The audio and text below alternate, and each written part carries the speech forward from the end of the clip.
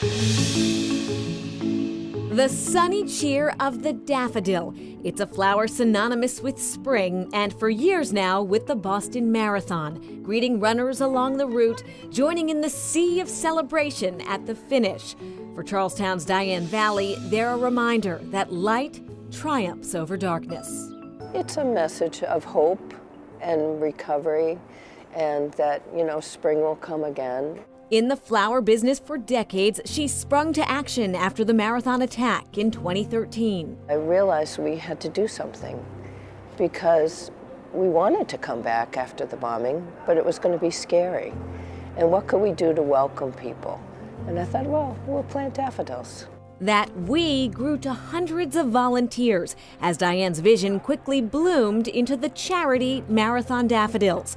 Now every year on the Friday before Marathon Monday, supporters fan out and distribute the potted plants. Early on, Diane recruited master gardeners to take care of large planters, among them Jane Mihalik.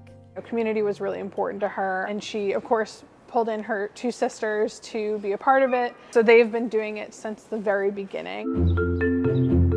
A nurse, the planting was a tradition Jane loved. When she died of ovarian cancer in 2017, her niece, Cassie Fallett, and her sisters, Kathy Gore and Eileen Cinnamon, knew they would carry on in her honor. We miss her so much, but so it just, we know she's with us. When we're there, we can tell she's like, no, you missed a spot. The flowers, a meaningful tribute to Jane's family, and they know so many others. It's just a way to give back to Boston and honor the people who lost their lives or were injured. We have such dark winters here, and then everyone sees these yellow daffodils popping up along the route, and it's just really special. As for the flowers themselves, they have their own really special story.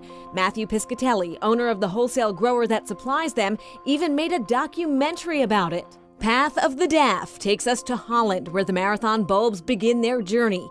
Matt says making sure they bloom exactly in time for Patriots Day is a precision science. Temperature, light, water, fertilizer, all in play.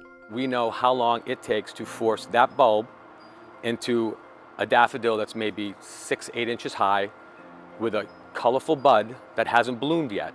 And that's what we want. Where this potting and careful prepping is done is what we want you to guess. I'm in a 27,000 cubic foot cooler. It's 33 degrees in here. It's chilly, but I'm surrounded by daffodil bulbs that are bound for the Boston Marathon finish line. We're just over 30 miles away. So am I in Rainham, Rehoboth, or Randolph? Will you do the honors? So we're at Olson's Greenhouses in Rainham, Mass. Proud to be a part of the marathon. Especially proud because Matt loves the event. For more than 20 years, he's traveled into the city to watch in person.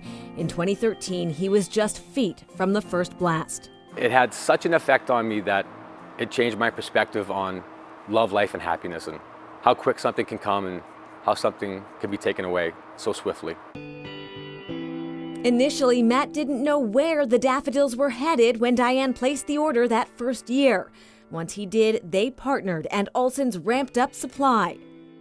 Now we're up to 5,000 plus pots a year that we deliver all over the city. It makes us feel great, and the more people see the daffodils, the more they smile and the happier they are, I think.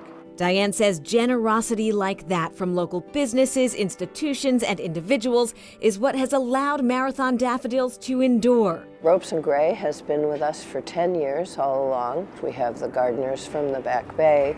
We have the Beacon Hill Garden Association, a Post Office Square, Christopher Columbus Park, WS Development. I mean, we have a very long list of donors. It's those helpers who stand out.